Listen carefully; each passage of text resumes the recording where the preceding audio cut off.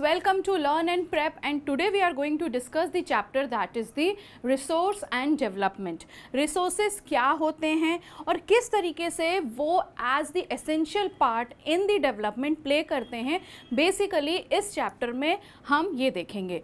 Moreover, जो humans हैं उनका क्या role होता है in both of the things, like in the part of the resources and also in the part of development, क्या वो रोल प्ले करते हैं, पूरी की पूरी चीज़ें इस चैप्टर से हमें पता चलेगी. So first thing what we are going to see is कि रिसोर्स जो हैं वो होते क्या हैं. तो पहली चीज़, रिसोर्स क्या होते हैं? Everything available in our environment. कोई भी चीज़ हो जो हमारे एनवायरनमेंट में अवेलेबल है, which can be use to satisfy our needs, provided technologically accessible, economically feasible and culturally acceptable, can be termed as the resources. तो mainly अगर हम resources की बात कर रहे हैं तो every single thing whatever which is available in the environment and it is very much easily or feasible to use technology wise भी या resource wise भी या development wise भी, तो यहाँ पर उन चीज़ों को हम क्या define करते हैं? We define them as the resource. कोई भी चीज़ हो, ठीक है. The process of transformation of things available in our environment involves an interactive relationship between nature, technology and the institution. मतलब तीन चीज़ों का sum up है. अगर हम इसमें देखें, अब हमारे डायग्राम को देखें तो here one is the nature, other is the technology and third one is the institution which is totally related to the human beings. Nature को किस तरीके से इंस्टीट्यूशन वाइज और टेक्नोलॉजी वाइज रिलेट किया जाता है, वो सिर्फ और सिर्फ काम कौन कर सकता है? Only the human being. तो इस तरीके से अगर हम देखें तो रिसोर्सेज क्या है? As a part of each and every single thing available in the environment which are easily available by the human beings for the human beings. ठीक है, ठीक है. अब now next what we see, types of resources. क्या होते हैं types of resources? पहला होता है हमारा, it is divided into natural and the human made. ठीक है, नेचुरल में हमें पता है it is the renewable one and the non renewable one. Again further जो रेन्यूएबल वन है वो डिवाइडेड है कंटिन्यूस और फ्लो, जिसको हम विंड और वाटर के एग्जाम्पल से एलैबोरेट कर सकते हैं. बायोलॉजिकल में natural and wild life, natural vegetation and the wild life. Natural vegetation में जितने भी हमारे फॉरेस्ट आते हैं और वाइल्ड लाइफ में जो हमारे पूरे के पूरे फ्लोराज एंड फौनाज हैं. फर्दर अगर हम नॉन रेन्यूएबल में देख रहे हैं, ये तो हमने रेन्यूएबल की पूरी साइकिल देख ली. नेक्स्ट अगर हम नॉन रेन्यूएबल में देख रहे हैं तो it is recyclable metals and non recyclable metals. Recyclable में you will be seeing the metals जो रिसाइकल होते रहते हैं, एंड नॉन रिसाइकल में the fossil fuels like the coal, petroleum, natural gas etcetera. ठीक है, जो सदियों से चले आ रहे हैं. ह्यूमन में अगर हम देखें, जो ह्यूमन रिसोर्स होता है वो दो पार्ट्स में डिवाइडेड है. It is defined as the structure and the institution and again the quantity and the quality. किस तरीके की क्वांटिटी है, कितनी क्वालिटी में ह्यूमन में जो रिसोर्सेज हैं वो अवेलेबल कराए गए हैं, ये सारी चीज़ें फर्दर कैटेगराइज होती हैं. तो नाउ इफ़ वी सी, और अगर ऐसा क्वेश्चन आता है what are the resources and what are the types of resources, बिना देखे याद करो बस, और यहाँ पर क्या कर दो, उसको पूरा का पूरा पेपर में ऐसे के ऐसे छाप देना विदाउट थिंकिंग एनीथिंग. बिना देखे से मेरा मतलब है विदाउट थिंकिंग एनीथिंग, कुछ भी बिना सोचे समझे ये पूरी की पूरी टेबल उठाना है और हमें हमारे आंसर में लगा देना है, to so that you are going to get the full marks, particular answer जितने भी मार्क्स का वो क्वेश्चन आएगा. तो यहाँ पर अभी तक हमने क्या देख लिया? What are resources and what are the types of resources. ठीक है. नाउ अब on the basis of origin जो होते हैं वो रिसोर्सेज किस तरीके से क्लासिफाइड होते हैं? तो on the basis of origin हमें पता है टू पार्ट्स में डिवाइडेड है. It is the biotic resource and other one is the abiotic. Again biotic resources कौन से रिसोर्सेज होंगे? Which are the living beings like the animals, जितने भी हैं हमारे ह्यूमन बींग्स हैं, नेचुरल है, जितनी भी चीज़ें हैं वो सारी हमारी बायोटिक में आ जाएंगी. That means all the living organisms comes under the biotic resources. On the other hand if we talk about the abiotic resources, तो यहाँ पर वो कौन से रिसोर्सेज हैं? वो resources which are non living. Example your rocks, your minerals, ठीक है, योर मेटल्स. तो this is the on the basis of origin we have classified the resources on the two parts, biotic and the abiotic. ठीक है. Next आता है हमारा exhaustibility, मतलब कितनी चीज़ों को हम एग्जॉस्ट कर चुके हैं। तो दो पार्ट्स में यहाँ पर भी एग्जॉस्टिबिलिटी के टर्म्स में हम देखें तो डिवाइडेड है। एक होता है हमारा renewable resources which can B renewed, आगे है like the water, like the wind energy. तो यहाँ पर ऐसी एनर्जीज को जो भी रिन्यूड हो सकती है, ऐसी सोर्सेज जो रिन्यूड हो सकते हैं, these resources are known to be as the renewable one. Example क्या होगा हमारा, solar and wind energy, water, forest, wild life etcetera. The renewable resources में further divided into two parts, जो कंटिन्यूस होता है और फ्लो होता है, ठीक है। नेक्स्ट आता है हमारा नॉन रेन्यूएबल रिसोर्सेज। उसमें क्या होता है, over a period of time के लिए ही हम इसको यूज़ कर सकते हैं। For example the fossil fuels, it takes millions of years for the fossil fuels to regain its original you can से आइडेंटिटी। क्योंकि एक ह्यूमन स्पैन की अगर लाइफ की बात करें तो ह्यूमन स्पैन की लाइफ से बहुत ज़्यादा, मतलब लगभग 2 टाइम्स 3 टाइम्स 4 टाइम्स इसको लगता है क्या होने में, रिन्यूड होने में। दैट्स वाई अगर एक बार ह्यूमन ने इसको यूज़ कर लिया, यूटिलाइज कर लिया ये रिसोर्सेज, तो next time he will be unable to utilise it, because at that time जब ये रिन्यूड होंगे तब ह्यूमन की वो आइडेंटिटी बची ही नहीं होगी। That's why these particular resources are known to be as the non-renewable one. Next आते हैं on the basis of ownership. अब यहाँ पे जो रिसोर्सेज हैं वो ओनरशिप के अकॉर्डिंगली डिवाइडेड हैं। फर्स्ट आता है हमारा individual resources. The word is describing the individual word क्या बोल रहा है कि किसी पर्टिकुलर इंसान का वो जो रिसोर्स है वो कहलाएगा, that is the individual one. They also owned privately by individuals in villages, there are the people with the land ownership, ठीक है। Urban people own plots, houses and the other property. अब इसमें कौन कौन सी चीज़ें आ जाती हैं, the plantation, the pasture lands, the ponds, water in wells etcetera, some of the examples of the resources ownership जिसकी इंडिविजुअल के पास होती है, ठीक है। नेक्स्ट आता है हमारा कम्युनिटी ओन्ड रिसोर्सेज। अब यहाँ पे कम्युनिटी ओन्ड है, that means that particular community is having the authority to use that resources, या जो ओनरशिप है वो उस पर्टिकुलर कम्युनिटी के पास है। विलेजेस जो होते हैं मेनली, अगर हम रूरल एरियाज़ या विलेजेस की बात कर रहे हैं तो यहाँ पर जो पर्टिकुलर लैंड होता है उस पर्टिकुलर लैंड में ऐसी बहुत सी चीज़ें अवेलेबल कराई जाती हैं जो पूरी की पूरी कम्युनिटी उसको यूज़ कर पाती है। तो that particular thing is known to be as the community owned resources. Next आता है हमारा नेशनल रिसोर्सेज, मतलब ऐसे resources which are nationally owned by the government of India, ठीक है। चाहे इंडिया हो चाहे वो किसी भी कंट्री का हो, मतलब हम इंडिया के पर्सपेक्टिव से बोलते हैं तो इसलिए it is metically from the India. Technically all the resources belong to the nation, ठीक है।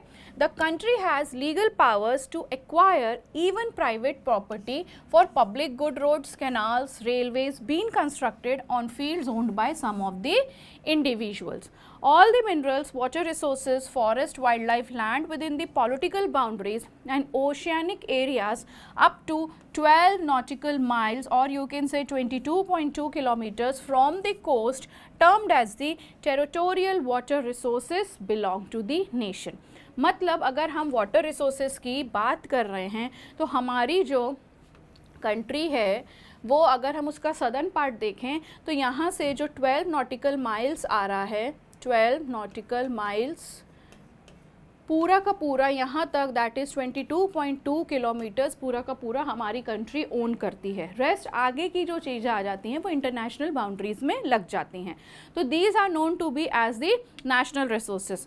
इन MCQ ऐसा क्वेश्चन आ सकता है कि जो ओशियानिक वाटर है वो कितने एरिया तक हमारी कंट्री के या पर्टिकुलर कंट्री के नेशनल रिसोर्सेज के अंदर कंबाइंड करता है, ठीक है। तो this you have to be remembered.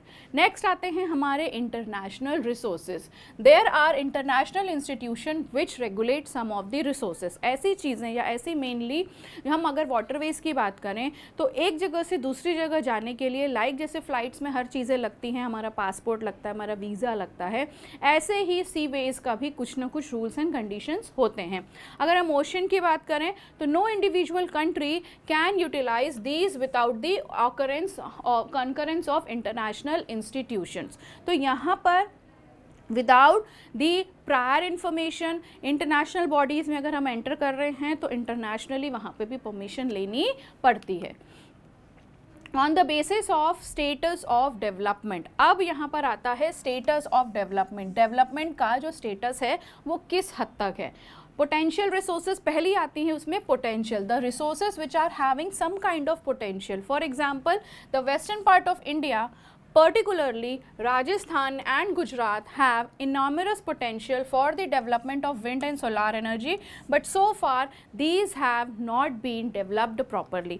मतलब अगर हम पूरा का पूरा हमारा वेस्टर्न पार्ट ऑफ राजस्थान देखें तो वहाँ पर, और गुजरात का देखें तो वहाँ पर बहुत सारा पोटेंशियल है किस चीज़ का, विंड एंड सोलार एनर्जी का, लेकिन वो एरिया अभी तक उतना डेवलप्ड नहीं हुआ है, तो वो चीज़ें ऐसी ही चली जाती हैं। मतलब पोटेंशियल है but enough information, enough knowledge, enough technology that particular part is not having, तो यहाँ पर वो चीज़ें ऐसी ही चली जाती हैं। ठीक है। Developed resources, the resources which are already developed, which are surveyed and their quality and quantity have been determined for the utilization. These resources are known to be as the developed one. It depends on the technology and the level of their feasibility, कि किस तरीके से किस हद तक वो जो चीज़ें हैं वो यूज़ करी जा सकती हैं या यूज़ हो रही हैं। स्टॉक मतलब ऐसे materials in the environment which have the potential to satisfy the human needs but human beings do not have appropriate technology, तो वो उस पर्टिकुलर थिंग को, वो रिसोर्सेज को क्या करके रख लेते हैं, स्टॉक करके रख लेते हैं, जिसकी वजह से फॉर द फ्यूचर बेसिस अगर ऐसी टेक्नोलॉजी इंडिया के पास आती है तो पर्टिकुलरली वहाँ पर वो उसको यूटिलाइज करके उसका क्या करेंगे, यूसेज करेंगे। ठीक है।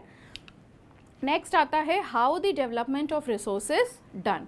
तो पहली चीज़ तो क्या है कि रिसोर्सेज जो हैं वो वाइटल हैं for human survival as well as for maintaining the quality of the life. It was believed that resources are the free gifts of nature, मतलब नेचर से ऐसी चीज़ें हमें फ्री में मिली हैं, like the air, the water, the you can say winds, solar energy, ये सारी चीज़ें हमें by the grace of the nature हमें ऑलरेडी ये चीज़ें मिली हैं, हमको बस उस चीज़ का यूटिलाइजेशन करना है, like the soil, like the land.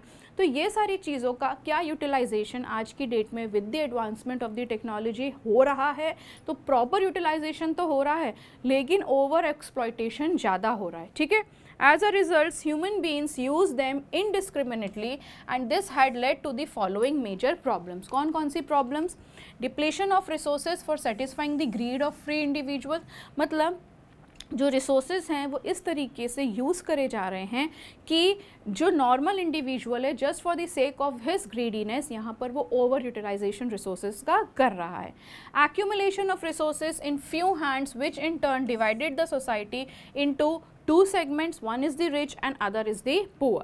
Indiscriminate exploitation of resources has led to global ecological crises such as global warming, ozone layer depletion, environmental pollution and the land degradation. So these are the things which are available। यहाँ पर उस तरीके से हो रही हैं वो चीज़ें कि ओवर यूटिलाइजेशन, एक्सप्लॉयटेशन हो रहा है, ग्लोबल वार्मिंग बढ़ रही है, जिसकी वजह से जो अर्थ की क्रस्ट है वो धीरे धीरे और ज़्यादा गर्म होती जा रही है, जिसके बहुत सारे negative effects in the coming future बहुत ज़्यादा और बहुत जल्दी दिखने वाले हैं।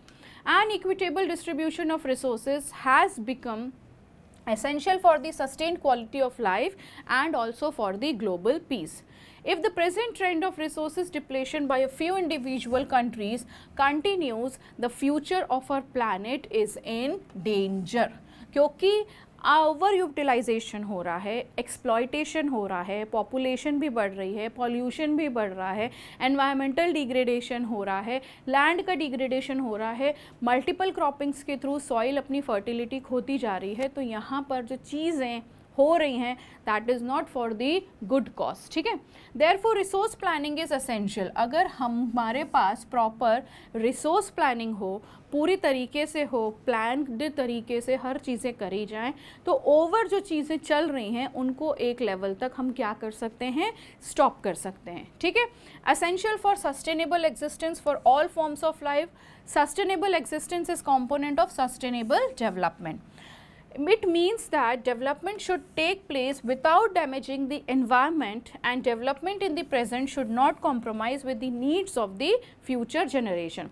तो यहाँ पे कैसी चीज़ें हो रही हैं, उस तरीके का डेवलपमेंट हमें करना है कि आज की डेट में जो भी यूटिलाइजेशन हो रहा है वो utilisation for the coming generation also वो चीज़ें बनी रहे, रादर देन पूरी तरीके से डिस्ट्रॉय करने के बजाय. ठीक है. Now, what do you mean by resource planning? क्या होती है resource planning? It is widely accepted strategy, has importance in a country like India, which has enormous diversity in the availability of the resources. These are the regions which are rich in certain types of resources but are deficient in some other resources. मतलब India एक ऐसी country है जहाँ पर हर तरीके की availability of resources you can easily find. बस उसको किस वाइज तरीके से हमें यूज़ करना है, यूटिलाइजेशन करना है, वो प्रॉपर प्लानिंग के थ्रू ही क्या हो सकता है, फुलफिल हो सकता है. There are some regions which can be considered self sufficient in terms of the availability of resources, and there are some regions which have acute shortage of some vital resources. For example, the states of Jharkhand, Chhattisgarh, Madhya Pradesh are rich in minerals and the coal deposit. तो वो particular area पूरा का पूरा कौन सा कहलाता है, coal deposits मिलते हैं वहाँ पर, और वहाँ पे माइनिंग्स होती है, कोल निकाला जाता है, फिर उसको आगे फॉरवर्ड किया जाता है. Same way Arunachal Pradesh has abundance of water resources but lacks in infrastructure development. ठीक है. The state of Rajasthan is very well endowed with solar and wind energy but lacks in water resources. तो ऐसे parts of the countries हमारे India में हैं जो कहीं ना कहीं किसी न किसी पार्ट से लैक करता है, लेकिन जो भी पार्ट उसके पास है उसका क्या वो प्रॉपर यूटिलाइजेशन कर पाता है. तो sometimes you can say yes, sometimes you can say no. Why? Because sometimes with the proper resource planning यहाँ पे चीज़ें यूटिलाइज्ड हो रही हैं और इन अ प्रॉपर वे चल रही हैं, और आगे for the coming generations also इसका यूटिलाइजेशन होता रहेगा. But where there is no proper planning, तो वहाँ पर मैटर ऑफ कंसर्न बनता है. Like the coldest desert of Ladakh is relatively isolated from the rest of the country, but it is very rich in its cultural heritage. It is deficient in water, infrastructure and some vital minerals. तो यहाँ पर इन चीज़ों की कमी है. This calls for balanced resource planning. तो जहाँ पर जो particular resource की need है लेकिन उसकी कमी है, तो proper balanced resource planning के through यहाँ पर वो चीज़ों की fulfillment हो सकती है. ठीक है. Now, how the resource planning works in India? When it comes to the resource planning, पहली चीज़ तो क्या है, यहाँ पर वो क्या तरीके का प्रोसेस कन्फर्म करता है. It is a complex process जो क्या इन्वॉल्व करता है, which involves identification and inventory of resources across the regions of the country. This involve surveying, mapping and qualitative and quantitative estimation and measurement of the resources. तो पहला जो part आता है, अगर हम प्रॉपर प्लानिंग की बात कर रहे हैं रिसोर्सेज की, तो सबसे पहली चीज़ तो आइडेंटिफाई करेंगे उसको, उसकी कितनी है, कितनी क्वांटिटी में वो चीज़ें हैं, इन्वेंट्री कितनी है, किस रीजन में फाइंड हो रही है, इन्वॉल्व्स क्या क्या वो कर रही है, पूरा का पूरा सर्वे किया जाएगा, फिर उसको एक पूरी मैपिंग करी जाएगी, क्वालिटी उसकी देखी जाएगी और क्वांटिटी उसकी देखी जाएगी, एस्टिमेशन लगाया जाएगा कि कितना इसका मेजरमेंट आएगा पर्टिकुलर रिसोर्सेज का. नेक्स्ट स्टेप आती है evolving a planning structure endowed with appropriate technology, skill and institutional setup for implementing resource development plans. Matching the resource development plans with overall national development plans. मतलब अब third thing हमारी क्या होगी, पूरे के पूरे रिसोर्स डेवलपमेंट प्लान को overall national development plan से क्या करेंगे, मैच करेंगे, और ये देखेंगे कि किस तरीके से ये पूरा का पूरा जो फंक्शन है वो काम करता है. India has made concrete efforts for achieving the goals of resource planning right from the first 5-year plan launched after the independence. मतलब utilization of resources जब हो रहा था तो ऑलरेडी प्लानिंग के साथ ही हो रहा था. मतलब आफ्टर द इंडिपेंडेंस ओनली जो 5 ईयर का plan related to this particular thing वो ऑलरेडी स्टार्ट हो चुका था. ठीक है. The availability of resources is a necessary condition for the development of any region. There are many regions in our country that are rich in resources, but these are included in economically backward regions. तो जो resources particularly backward regions में पाए जाते हैं, सबसे पहली चीज़ तो उन regions को develop करना होगा, क्योंकि किसी भी चीज़ को सेट करने के लिए प्रॉपर तरीके से आइडेंटिफिकेशन होगी, मार्केट से उसका कैसा लिंकेज है, नेशनल डेवलपमेंट में वो कितना उसका कंसर्न बैठ रहा है, किस तरीके से जा रहा है. These are some of the points to be noted.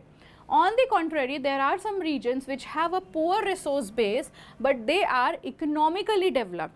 अब यहाँ पर ज़रूरी नहीं है, फॉर एग्जांपल अगर हम देखें अर्बन एरियाज़ में, तो ऐसे एरियाज़ जहाँ पर रिसोर्सेस इतने नहीं हैं लेकिन स्टिल वो एरियाज़ वेल डेवलप्ड हैं, तो ये सारी चीज़ें भी देखी जाती हैं. The history of colonization reveals that rich resources in colonies were the main attraction of the foreign invaders. ठीक है.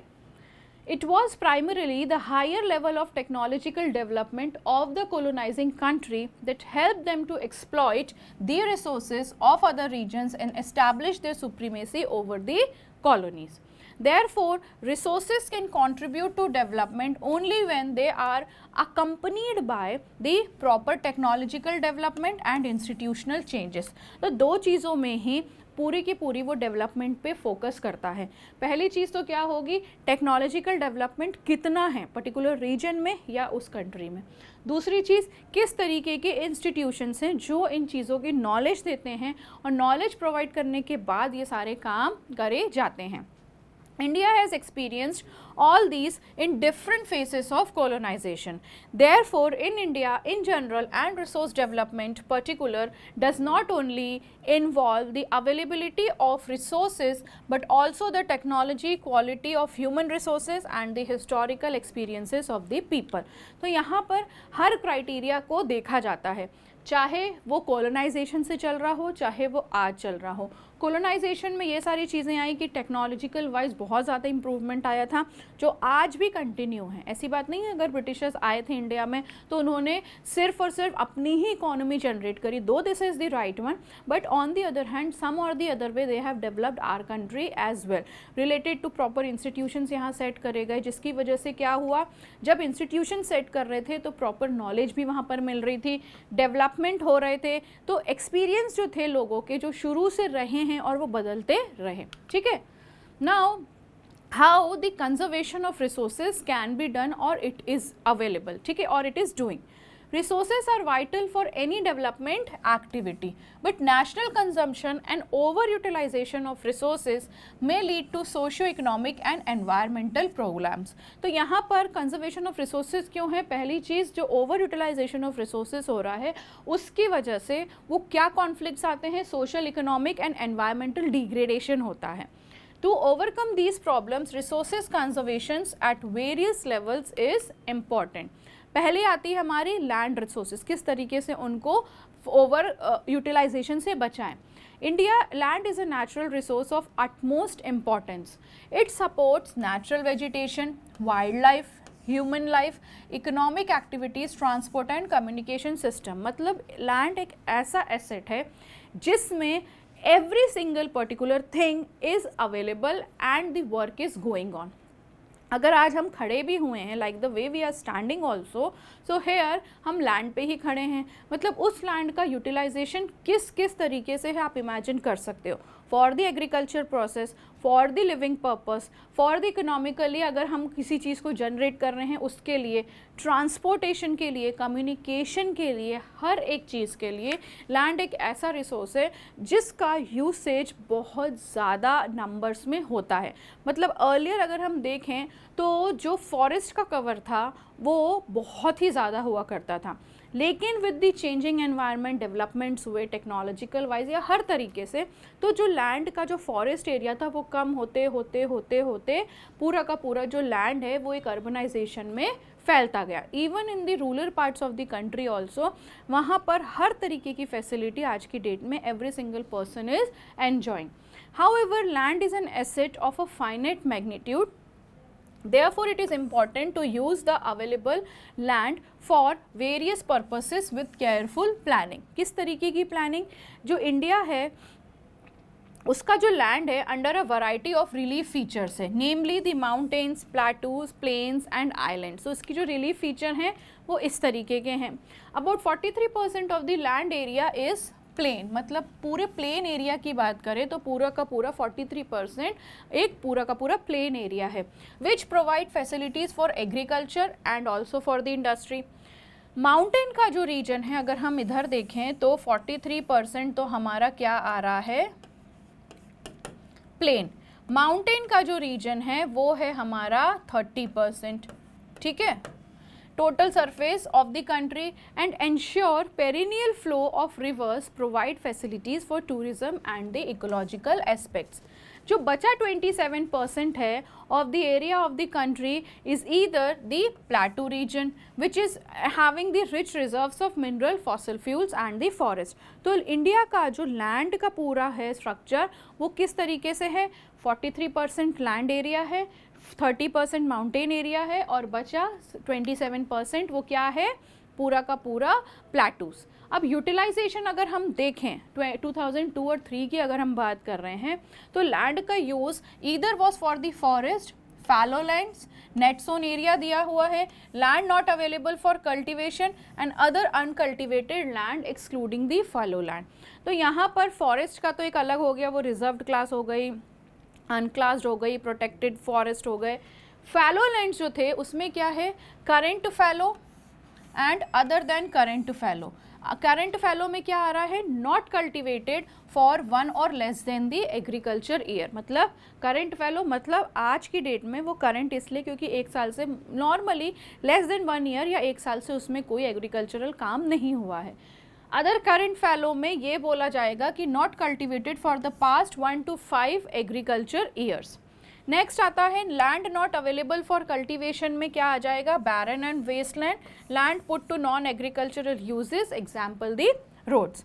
नेक्स्ट आता है हमारा other uncultivated land excluding the fallow land, तो यहाँ पे वेस्ट लैंड आ जाएगा, land under miscellaneous tree crops और permanent pastures and grazing hertz.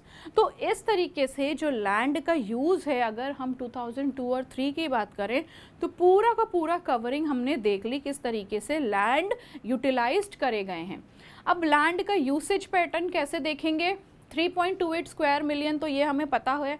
Data of 93% of total land is available.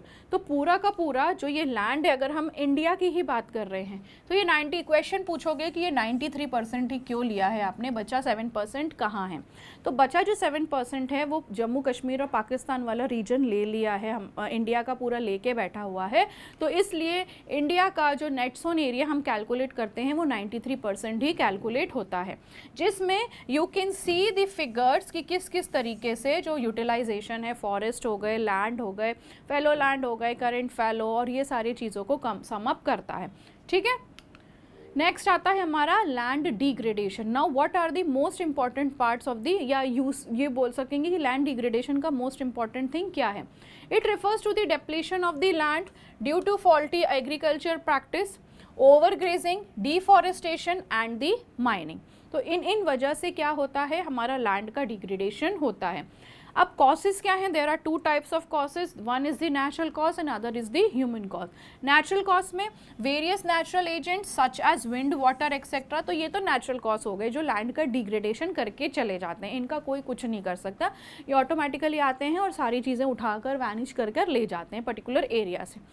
Human cause सबसे ज़्यादा है, देख लो कितनी सारी लिस्ट है। ह्यूमन कॉज में सबसे ज़्यादा क्या है, deforestation, overgrazing by animals, careless management of forest, mining and industry, over irrigation leads to increase in salinity and alkalinity in the soil. So these are the things which are done by the humans. Human cause सबसे ज़्यादा है, natural cause का हम कुछ नहीं कर सकते, it is done by the god's grace या नेचर के थ्रू ही हम बोल सकते हैं। लेकिन जो डिफरेंसेस, जो causes are done by the humans, उसका हम कुछ ना कुछ कर ही सकते हैं and that has to be done. Most important जो सेकेंड पार्ट है वो आता है mining. Mining and industry as a major cause of the land degradation. किस तरीके से? क्योंकि माइनिंग एरियाज इतने ज़्यादा अफेक्ट कर देते हैं आसपास के लिविंग्स को, मेनली जो वाइल्ड लाइफ होती है वो सबसे ज़्यादा सफ़र करती है, क्योंकि पूरा का पूरा माइनिंग एरिया को जो वाइल्ड लाइफ सेंचुरीज जो जिससे जुड़ी, फॉर एग्जांपल दी बक्सा टाइगर रिजर्व है, जो वो पूरा का पूरा वहाँ से एनिमल्स को फ्रीली मूव वो नहीं कर पाते, वो कहीं ना कहीं किसी ना किसी तरीके से या तो हंटिंग या किसी का शिकार हो ही जाते हैं। Mining sites are abandoned after excavation work is complete, leaving deep scars and terraces of the overburdening. Mineral processing, grinding of limestone, ceramic industry releases a heavy amount of dust which later settles down in the surrounding areas. तो इस तरीके से mineral industries इतना ज़्यादा effluents face करती हैं, जिसकी वजह से जो भी पोल्यूशन क्रिएट हो रहा है वो आसपास के एरिया बहुत ज़्यादा क्या करते हैं, कंटामिनेटेड फील करते हैं। फिर how can we control the land degradation, किस तरीके से हम कर सकते हैं? सबसे पहली चीज़ तो हम क्या कर सकते हैं, एफॉरेस्टेशन हो गया हमारा, प्रॉपर मैनेजमेंट ऑफ ग्रेजिंग, जो एनिमल्स ग्रेज कर जाते हैं जगह जगह पर कहीं पर भी, तो उसके लिए प्रॉपर मैनेजमेंट हमको चाहिए कि हो। एफॉरेस्टेशन हो, जहाँ डिफॉरेस्टेशन हो रहा है वहीं ऑन दी अदर हैंड हम पेड़ भी लगाते जाएं, तो साइमल्टेनियसली काम होता जाएगा। Proper discharge and disposal of industrial effluents after the treatment, ठीक है। Control over the mining activities, इनको हम कंट्रोल कर सकते हैं। माइनिंग एक्टिविटीज़ जितनी भी हो रही हैं तो वहाँ पर किस तरीके से कंट्रोल कर सकते हैं कि एरियाज़ को रिस्ट्रिक्ट कर दें। प्रॉपर मैनेजमेंट ऑफ वेस्टलैंड, जितना भी वेस्टलैंड है उसको प्रॉपर तरीके से मैनेज कर लें, so that the animals and the other people who are living in the surroundings उनको दिक्कत का सामना ना करना पड़े। Stabilization of sand dunes by growing the thorny bushes, अगर हम particular parts of mainly deserts की बात कर रहे हैं जो राजस्थान में सबसे ज़्यादा हमें देखने को मिलते हैं, तो वहाँ पर पर्टिकुलर सैंड ड्यून्स बना देने चाहिए, जिसकी वजह से जिससे उसमें क्या लगा देना चाहिए, थॉर्नी बुशेस। तो दीज आर दी मेथड्स और these are the ways so that we can control our land degradation. तो क्वेश्चन अगर आता है तो ये पॉइंट्स हम लिख सकते हैं। अगर 2 मार्क का क्वेश्चन है तो वेल एंड गुड, ये पूरा का पूरा डायग्राम बना दो। अगर यही क्वेश्चन 3 या 5 मार्क्स का आ रहा है तो थोड़ा थोड़ा 1-1, 2-2 पॉइंट एक्सप्लेन कर देना, ठीक है। Now what are the soil resources, soil को सबसे पहली चीज़ तो रिसोर्सेज के तौर पे क्यों देखा जाता है, क्योंकि एक ऐसा इंपॉर्टेंट रिसोर्स है जो कि कुछ सेंटीमीटर ही बढ़ने के लिए, कुछ सेंटीमीटर होने के लिए बहुत सारा टाइम लगा देता है, लेकिन उसका जो यूसेज है वो आज की डेट में वो भी बहुत ज़्यादा हो रहा है, जिसकी वजह से पहले चीज़ तो चलो अच्छा हम सॉइल देखते हैं कि क्या होता है। Most important renewable natural resource, medium of the plant growth and support different types of living organisms on the earth. तो ये तो सॉइल के रिसोर्सेज के मोस्ट एसेंशियल पॉइंट्स हो गए। Soil is a living system. It takes millions of years to form a soil up to a few centimeter in the depth. Relief, parent rock or bedrock, climate, vegetation and other forms of life and time are important factors in the formation of the soil. Various forces of nature such as change in temperature, actions of running water, wind and glaciers, activities of decomposers etc. contribute to the formation of the soil. तो ये है formation of the soil. Change in temperature हो रहा है, कितना action है running water में, क्या वो ज़्यादा फ्लो में है तो वो पूरा ले जाएगी, या वो स्लो में है तो कोई दिक्कत नहीं, थोड़ी सी आगे ही जाके वो बढ़ेगा। Chemical and organic changes which take place in the soil are equally important. Soil also consists of organic humus and inorganic materials, ठीक है। तो ये तो हो गया सॉइल का। उसके बाद आता है सॉइल का फॉर्मेशन कैसा होता है। पहली चीज़ अनवेदर्ड पेरेंट रॉक और बेड रॉक होता है। उसके बाद subtraction weathered parent rock material, subsoil हो जाएगी यहाँ पर विच जो rock sand and slit clay contain करती है, और हमारी टॉप सॉइल जो अपर सॉइल लेयर होती है। तो सॉइल का फॉर्मेशन किस तरीके से, हाउ सॉइल इज फॉर्म्ड, अगर क्वेश्चन आता है तो ये diagram I am not telling you to draw the colours also, पूरा कलरफुल बनाओ, लेकिन इस तरीके से प्रेजेंटेशन रखो कि एग्जामिनर को पसंद आए, ठीक है। तो यहाँ पर क्वेश्चन किस तरीके से आ रहा है तो पूरा का पूरा हम ये डायग्राम फ्रेम कर सकते हैं। Now how the classification of soils is done. पहला आता है हमारा अलुवियल सॉइल। मैप के पर्सपेक्टिव से देखो तो जैसे सॉइल कहाँ कहाँ पर लोकेटेड है, कहाँ कहाँ पर मिलती है, लाइक द अलुवियल सॉइल हमें कहाँ मिलेगी, ये सारी चीज़ें देखना बहुत इंपॉर्टेंट है, सो दैट तुम्हारा साइमल्टेनियसली मैप का काम भी होता जाएगा। तो most widely spread and important soil, entire northern plain are made of alluvial soil. Soils are extended in Rajasthan and Gujarat. जो मैं बात कर रही हूँ प्लेसेस की, देखो कहाँ कहाँ पर अलुवियल सॉइल मिलेगी, राजस्थान और गुजरात में, ठीक है। Also found in the eastern coastal planes, particularly in the deltas of the Mahanadi, the Godavari, the Krishna and the Kaveri river.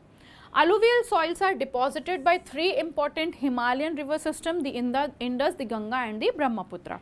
According to their age, alluvial soils can be classified into old alluvial, जिसको भांगार भी बोलते हैं, and new alluvial, जिसको खादर भी बोलते हैं.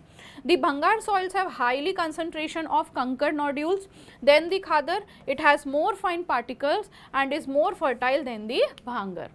दो differences हम देख सकते हैं भांगर और खादर में. ओल्ड अलुवियम भंगार कहलाता है and khadar is the new alluvium. It is coarse and less fertile, most fertile, fine and more sandy. It can be renewed frequently. It can't be renewed frequently. It is renewed frequently. It contains conker nodules जिसमें calcium carbonate subsoil में present होता है, and it does not contains any कंकर. Found in the upper reaches of the river and found around the deltas and the flood plains. ठीक है. So difference आता है 3 mark का आ रहा है तो 3 पॉइंट लिख दो, 5 मार्क का आ रहा है तो 5 पॉइंट लिख दो. नेक्स्ट आती है हमारी black soil. It is black in colour and is also known as regur soil. MCQ में क्वेश्चन पूछा जा सकता है रेगुर सॉइल को या ब्लैक सॉइल को और क्या बोला जाता है, तो आंसर हमारे पास फटाफट आ जाना चाहिए कि भाई regur soil is also known as the black soil. Ideal for growing cotton and is also known as black cotton soil. Climatic condition along with the parent rock material are most important factors for the formation of the black soil. Covers the plateau of Maharashtra, Saurashtra, Malwa, Madhya Pradesh, Chhattisgarh and along the Godavari and the Krishna valleys. Are made up of extremely fine and clayey material, well known for their capability to hold the moisture. ठीक है. Next आता है हमारा red and yellow soil. Develops in crystalline igneous rocks in areas of low rainfall. जहाँ पर लो rainfall रहेगी तो mainly वहाँ पे रेड एंड येलो सॉइल हमें मिलेगी, और वो कहाँ कहाँ पर है, eastern and southern parts of the Deccan plateau. Found in the parts of Orissa, Chhattisgarh, southern parts of the middle Ganga plain and along the predominant zone of the western Ghats. These soils develop. अभी reddish colour क्यों होती है, क्योंकि diffusion of iron in crystalline and metamorphic rocks looks yellow when it occurs in a hydrated form. तो जब ये yellow कब form होगी, जब ये एक हाइड्रेटेड फॉर्म में हमें दिखाई देगी. ठीक है. लेटरीट soil develops in areas with high temperature and heavy rainfall. Humus content of the soil is low. Laterite soils are suitable for cultivation with adequate doses of manures and fertilizers. अब ये कहाँ कहाँ पर फाउंड होते हैं, इन Karnataka, Kerala, Tamil Nadu, Madhya Pradesh and the hilly areas of Orissa and the Assam. तो ये हमने देखा लेटरीट सॉइल. नेक्स्ट आती है हमारी arid soil. Ranges from red to brown in color, are generally sandy in texture and saline in nature, lacks humus and the moisturizer. ठीक है. Moisture. The lower horizons of the soil are occupied by conker because of the increasing calcium content. Downwards restricts the infiltration of the water. After proper irrigation, these soils become cultivable. तो यहाँ पर different variety of soil से इसमें समझने की कोई ज़रूरत नहीं, इसमें सिर्फ अंडरस्टैंड करने की ज़रूरत है कि ये वाली पर्टिकुलर सॉइल है, ये पर्टिकुलर सॉइल इस तरीके से यूज़ होती है, इस सॉइल का ये यूसेज है, कहाँ पर फाइंड होती है. मोस्ट इंपॉर्टेंट थिंग इसमें ये सबसे ज़्यादा ज़रूरी है कि ये जो सॉइल्स हैं ये कहाँ पर हमको मिलती हैं.